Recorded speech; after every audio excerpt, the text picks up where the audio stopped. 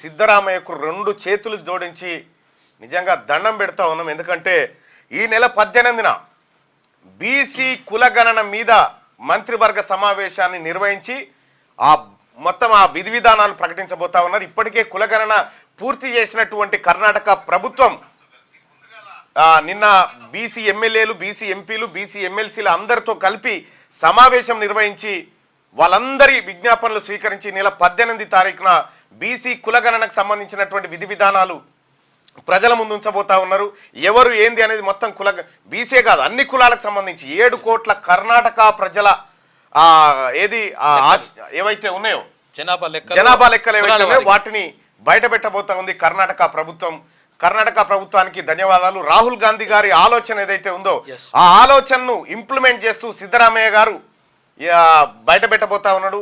నిజంగా కర్ణాటకలో వచ్చేటువంటి కర్ణాటకకు సంబంధించిన డేటా కూడా నా దగ్గర ఉంది.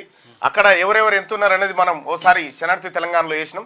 అయితే యాక్యురేట్గా ప్రభుత్వం ఎవరైతే రాహుల్ గాంధీ గారు చెప్పినట్టుగా ఎవరు ఎంతో వాళ్ళకు అంత దక్కాలనేటువంటి అంశం మీద కర్ణాటక ప్రభుత్వం అత్యంత కీలకమైనటువంటి నిర్ణయాలు తీసుకోబోతా ఉంది ఈ నెల 18న జరిగేటువంటి మంత్రివర్గ సమావేశంలో. సో మరి తెలంగాణ ప్రభుత్వం కూడా మరి అక్కడ రాహుల్ గాంధీ గారి ఆశయాలు ఇంప్లిమెంట్ చేస్తూ ఉన్నారు.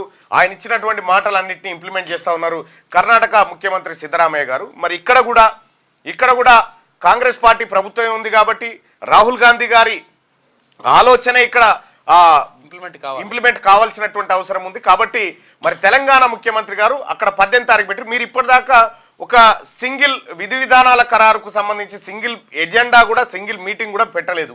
ఈసారి ఖచ్చితంగా పెట్టాల్సిందిగా మీకు రిక్వెస్ట్ చేస్తా ఉన్నాం. కర్ణాటక ముఖ్యమంత్రి సిద్ధరామయ్య గారికి జయహో.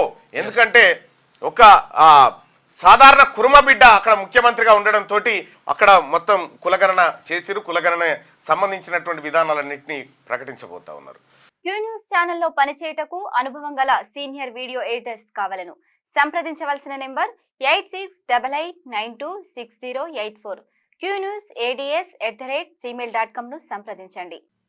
లైక్ చేయండి.